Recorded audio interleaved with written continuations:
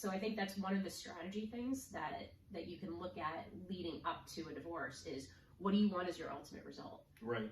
Hi, I'm Brad Avergon. I'm a senior loan officer with Fairway Independent Mortgage. I'm here today with Heather O'Connor of O'Connor Family Law, and I thought we would just chat a little bit. There's so many different things that go on when somebody's thinking about getting divorced, and there's a lot of idiosyncrasies. So I thought we'd chat a little bit and maybe kind of share with some of our viewers some of the things that they can do if they're thinking about that.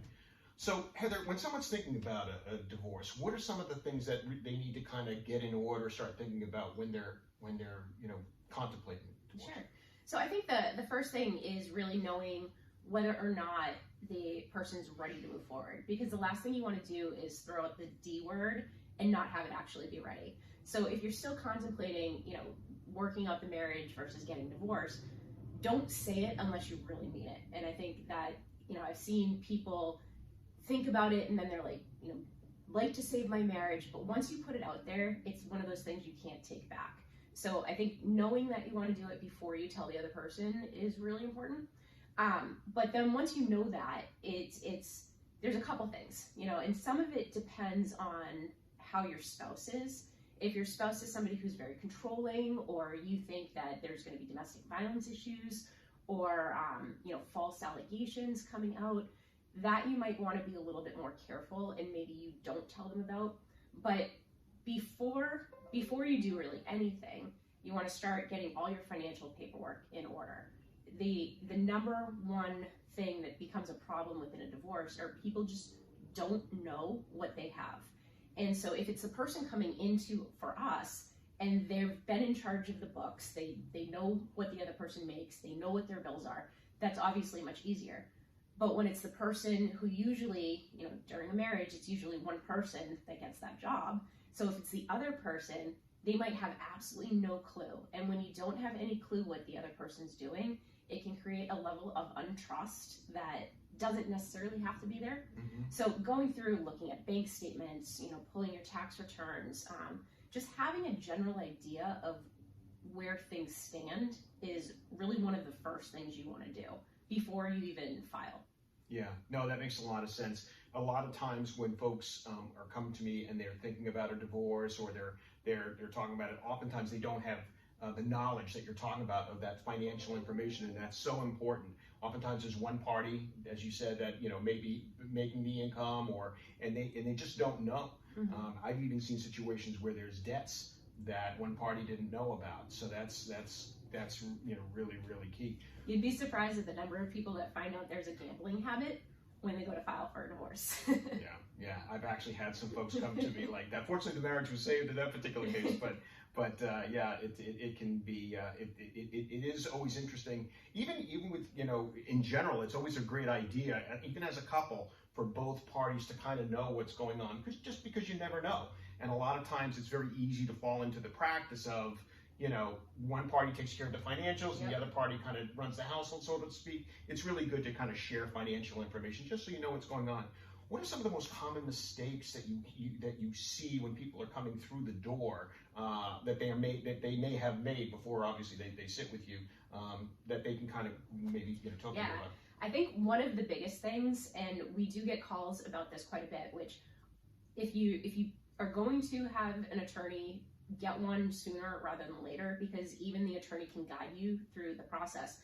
Because if you own a house together, so if you're in a house and you want to keep that house, the last thing you want to do is leave that house. And too many people, they either go through a separation period where they say, we'll separate and see how things go. As soon as you leave the house, you're giving the other person, kind of the upper hand in regard to keeping the house, in regard to, staying in the house during the divorce process, and if there's kids involved, in regard to the kids. So leaving the house, there's certain times where it's better to leave and deal with that in court. If there's any threats that are made to, if somebody says, if you don't do what I say, I'm getting a restraining order, that might be one of the situations where you want to leave rather than end up with a restraining order. Sure. But for the most part, as soon as you leave, it's very difficult to get back in. Yeah, no, I can definitely see that. Is there is it often that one party, the male versus the female, and one party's kind of leaving more naturally than the other, or is it's a matter of, again, consulting with an attorney early on and saying, yeah, I know it's easier for you to leave, but really you should stay. It's in your best effort. Yeah, I think nowadays with both parents working, most families are a 2-income household, and I think the roles where typically you'd think of the man that's the one that leaves, there's no gender that really does one thing more anymore. It's a matter of what works for the family. So if it were a situation where the mom was the stay-at-home, which I can't tell you how many dads are actually in that position now. Sure. But if it was a situation where the mom was with the kids more and the dad walks out, well, if dad wants a 50-50 or wants to be in the house, he's really given mom that upper hand there for her to say, no, you're out, you're not coming back in. And I forget exactly what your question was. Well, no, I mean, you're absolutely right. I can see where it would in this particular scenario, the male might leave, and all of a sudden he's given up some of his not edge, but equal playing field, so to speak. You mentioned kids a couple of times, and that's obviously a really sensitive subject. I know, it's obviously the most important thing, I would think. But what happens when kids are involved? When you're sitting with a person who's going to go through a divorce, a lot of times that's the push and pull, I would imagine, right? They're staying in the marriage because of the kids. I hear that time and time again. What happens with that, and how does that come into play? Where do the kids, not priorities, but the importance of the kids step into that, and how do you work with that? Yeah, the kids are always going to be one of the most important. The court, when they're trying to decide things. So if you cannot work an agreement out, you have to go to court. You have to bring that in front of a judge. And a judge is going to be looking at what is in the best interest of the child. So with everything, they're looking at what do we do with the kids. Now, there might be, if we're just looking at how to work out a parenting schedule, some of it just depends on the work schedules. We have some parents who throughout the marriage, one's work during the day and the other works at night, so that way they switch off. Now, when you enter into a divorce situation, that same kind of sharing doesn't always work. So then it ends up being a situation of how do we make sure both parents are having a good relationship and an involved relationship with their kids while making their work schedule still work. And sometimes that can be really hard, especially if it's the parent who was working at night, because once the kids hit school age, the nighttime is the parenting time. So it might be that parent can't have time during the week because they're working when the kids are available. Right. So that can get really difficult for people because they're used to doing things a certain way, and then with a divorce, everything's changing. And but one of the things to look at are whether or not leading up to the divorce, if you want to make sure, and again, this goes both ways. So men and women can switch the roles. So if I use one or the other, I'm not Fair enough, full disclosure. I'm not trying to say it. You can swap in anything. That's right. But I think when you think of the typical situation, you think of the mom being the one that usually ends up with primary custody, right, which isn't always the case anymore. I think a lot of courts are leaning towards that shared custody arrangement. But leading up to that, if you have a job that doesn't allow for that, but that is important to you, because for a lot of parents it is. They want to be able to put their kids to bed at night. Sure. They want to go through the nighttime routine. They want to be there to help with the homework. And if you can rearrange your work schedule, a year before you're filing for the divorce to make sure that you're in a position where you can have the time. Because if you walked into court, all the other side has to say is they can't do it because of their work schedule. Right. And then it's a matter of trying to fix it. So I think that's one of the strategy things that you can look at leading up to a divorce is, what do you want as your ultimate result? Right. So so at O'Connor Family Law, do you ever work with both parties, or do you strictly work with one party representing that one party? So if we're stepping in on a litigation side, so if we're representing somebody, we can only represent one side. We've done things where we represent one side, but we work with both parties through the negotiation to make sure it's a fair a resolution. And usually those are more the amicable situations. Really? Because if both sides are working together, it makes a divorce so much easier. Right. But if there's a lot of conflict, you can't necessarily have that same relationship, especially because you're representing one side, the other side does not trust the attorney. Right. So that can make things a little bit more difficult in regards to settling things. Now, we also do mediation, which in a mediation, we don't represent anybody. And we're actually, if we do the mediation, we're conflicted out of being able to represent either party.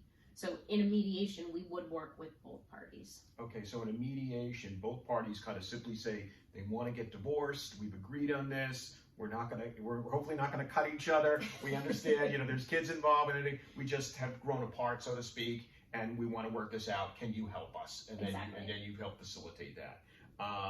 And then if one party, if at one point in the mediation things start to go the wrong ways, and I wouldn't imagine this happens often, but if it does, at that point, what do you recommend that one party get representation and you walk away from both parties? How does that work? So at any point, either party can have an attorney. So if we're talking strictly mediation here, let's say you and your spouse come in and I'm doing mediation.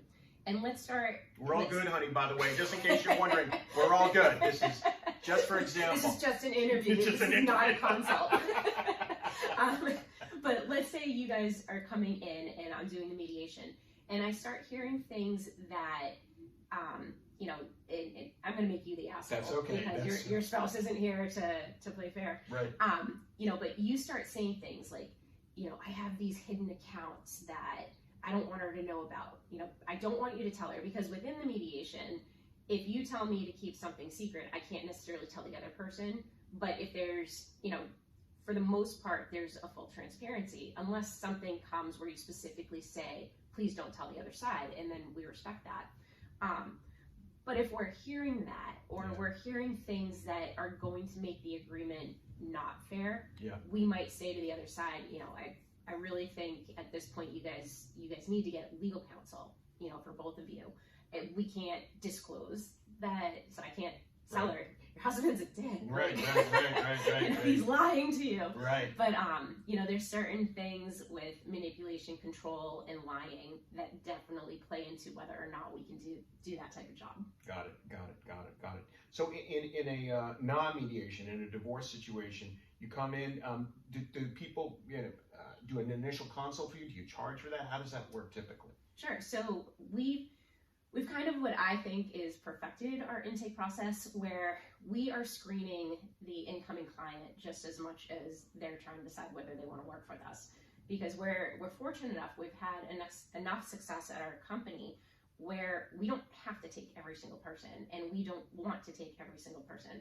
We don't want to be representing the spouse who is on the wrong side.